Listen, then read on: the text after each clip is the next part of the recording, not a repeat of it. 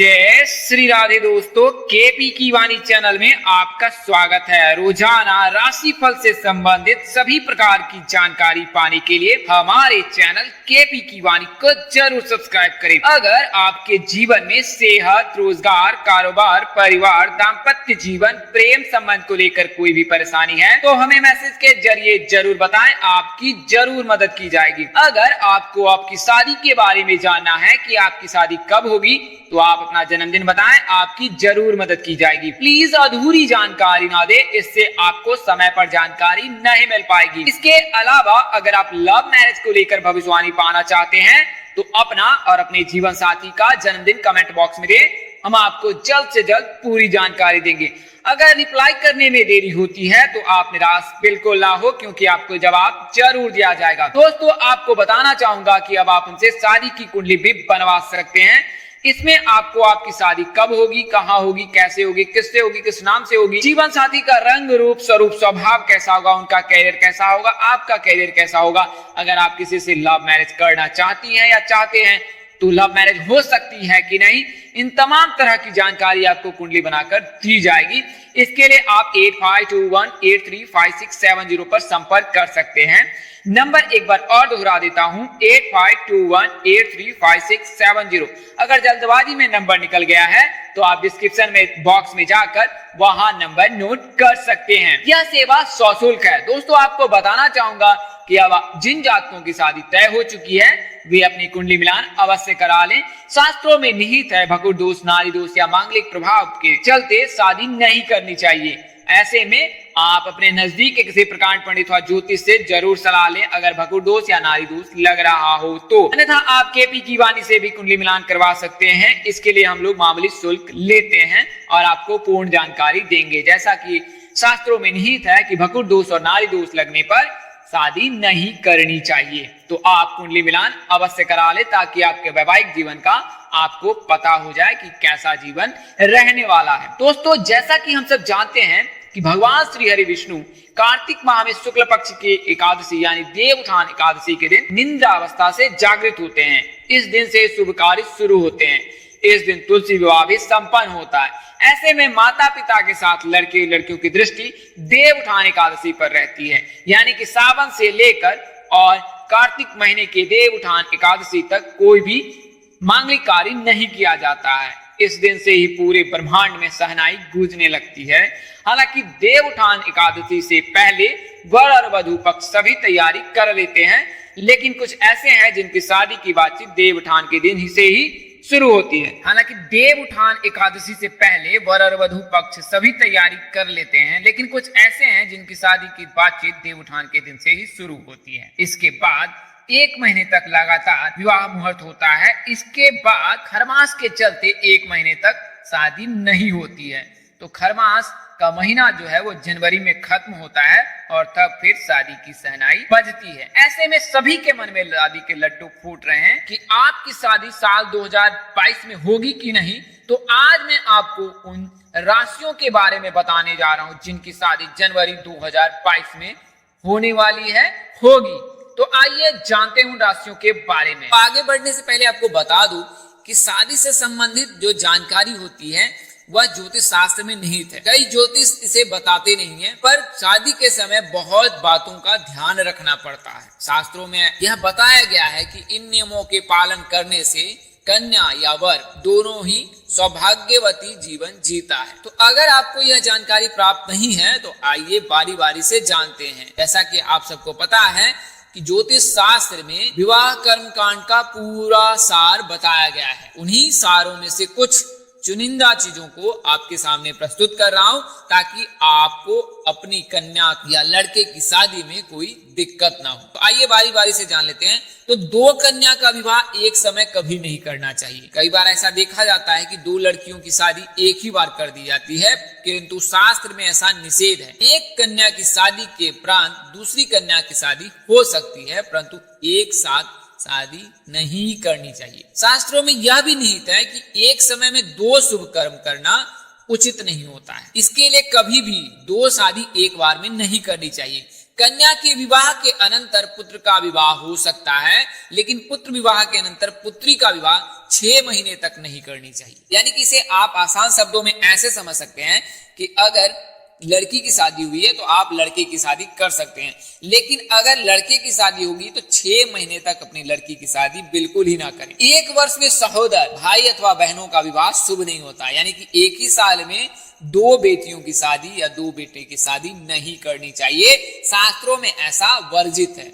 समान गोत्र और समान प्रवर वाली कन्या के साथ भी विवाह निषेध है, यानी कि एक ही गोत्र में लड़के और लड़की की शादी नहीं करनी चाहिए। विवाह के पश्चात 1 वर्ष तक पिंडदान, मृतका स्नान, तिल तर्पण, तीर्थ यात्रा, मुंडन, प्रेतानुगमन आदि नहीं करनी चाहिए। विवाह में छींक का दोष नहीं होता, यानी कि अगर आप कोई शुभ कार्य करते हैं और उस समय छींक आ जाती है तो ऐसा माना जाता है कि यह शुभ नहीं होता है, किंतु विवाह में छींक का दोष नहीं होता है। तो अगर ऐसी स्थिति पैदा हो तो भगवान श्री शिव और भगवान श्री हरिविष्णु का नाम स्मरण कर उन पर छोड़ दें। वैवाहिक कार्यक्रम में स्पर्श का भी दोष नहीं होता है। कई बार ऐसा देखा जाता है कि बड़े छोटों में चरण लग जाता है या पैर लग जाता है तो स्पर्श का दोष लगता है, लेकिन विवाह में स्पर्श का दोष नहीं लगता है। विवाह में चतुर्थ, द्वादश चंद्रमा ग्राह्य है, यानी कि ऐसे दिनों को पकड़ना चाहिए।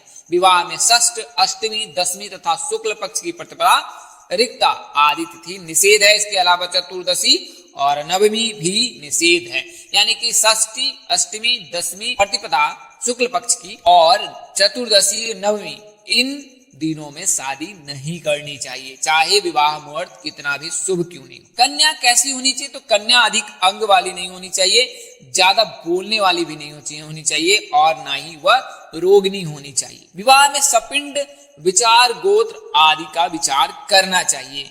स्त्रियों के लिए गुरु बल और पुरुषों के लिए रवि बल देख लेना चाहिए। इस महीने में शादी करनी चाहिए तो माघ, फागुन, वैशाख, अगहन, जेठ, आषाढ़ इन महीनों में शादी करने से कन्या सौभाग्यवती होती है। नक्षत्र की बात करें तो रोहिणी, उत्तरा, रेवती, मूल, स्वाति, मृगशिरा, मघा, अनुराधा, हस्त ये नक्षत्र विवाह में शुभ माने जाते हैं। इन नक्षत्रों में शादी करनी चाहिए। विवाह में सौर मास ग्रहण करना चाहिए। सौर मासो विवाद हो यज्ञादो सावन स्मृता अब्द के प्रत्यकारी चांद्रो मास से प्रशस्तता। बृहस्पति, शुक्र, बुध और सोम इन वारों में कन्या की शादी करने से कन्या सौभाग्यवती होती है, इसलिए हमेशा सोमवार, बुधवार, शुक्रवार और गुरुवार इन दिनों में ही लड़की की शादी करनी चाहिए। लड़कियों की शादी के कारक गुरु माने जाते हैं और लड़कों की शादी के कारक शुक्र माने जाते हैं। तो शुक्र और गुरु का मजबूत होना बहुत जरूरी है। लड़कियों के लिए गुरु का मजबूत होना और लड़कों के लिए शुक्र का मजबूत होना। इसके लिए आप यानी कि लड़कियां गुरुवार का व्रत करें और लड़के शुक्रवार का व्रत करें। अगर पंचम भाव में और सप्तम भाव में गुरु की दृष्टि हो, गुरु उपस्थित हो अथवा गुरु और राहु की दृष्टि हो या गुरु और राहु अवस्थित हो तो ऐसे में लड़के और लड़कियों की शादी के योग बनने लगते हैं। हालांकि गुरु और शनि की युति शादी में देरी कराती है। शनि और केतु के रहने पर अगर केवल और शनि और केतु सप्तम भाव में है या पंचम भाव को देख रहा है, एकादश भाव को देख रहा है तो शादी में बहुत विघ्न होती है। शनि के चलते शादी 30 साल के बाद होती है और केतु के चलते भी शादी 30 साल के बाद होती है। शनि के चलते अगर शादी नहीं होती है तो इसके जिम्मेवार घर वाले, जान पहचान के लोग, मध्यस्थ लोग होते हैं, जबकि केतु के रहने पर गुप्त शत्रु के चलते शादी में विघ्न या बाधा आती है। तो इस आधार पर मैं आज आपको बता रहा हूं कि किन किन जातकों के गुरु मजबूत होने वाले हैं या गुरु मजबूत है और किन लड़के के राहु मजबूत है जिससे उनकी शादी हो सकती है। मेष राशि के जातकों के शादी के योग 22वें वर्ष से बनने लगते हैं। तो मेष राशि के जातकों के गुरु और राहु दोनों ही मजबूत हैं इस वर्ष और इसके चलते इनकी शादी के योग जनवरी महीने में प्रबल है। जिन जातकों की शादी नहीं हो रही है वो शिव जी की विशेष पूजा करें। इसके लिए सोमवार और शनिवार को जल में काले तिल मिलाकर सफेद फूल डालकर अर्घ दें, इससे शादी में आ रही बाधा दूर हो जाती है। बात करें किस नाम से शादी हो सकती है तो अयम नाम से होने की संभावना रहती है। हालांकि कुंभ, कर्क और धनु राशि से अगर आप विवाह करते हैं तो यह आपके लिए शुभ रहने वाला है। अगली राशि वृषभ है, तो वृषभ राशि के जातकों की शादी के योग 23वें वर्ष से बनते हैं।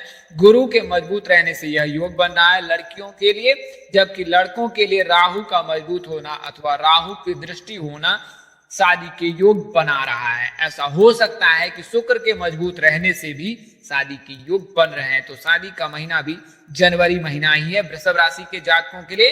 अगर शीघ्र शादी करना चाहते हैं तो मंगलवार को हनुमान जी को लाल फूल चढ़ाए। इनके आराध्य देव हनुमान जी हैं, तो हनुमान जी की विशेष पूजा अर्चना करें। मंगलवार को हनुमान जी का व्रत रख सकते हैं या रख सकती हैं। लाल फूल चढ़ाए, लाल चीजों का सेवन इस दिन न करें। मंदिर में जाकर प्रसाद चढ़ाकर प्रसाद को गरीबों में प्रदान वितरण कर दें। इस प्रसाद को बिल्कुल ही ना खाएं। इसके अलावा दिन भर व्रत करें और रात्रि काल में पूजा अर्चना के बाद, आरती के बाद आप बिना लहसुन प्याज का दैनिक भोजन कर सकते हैं। किस नाम से शादी हो सकती है, तो THP नाम से होने की संभावना अधिक है।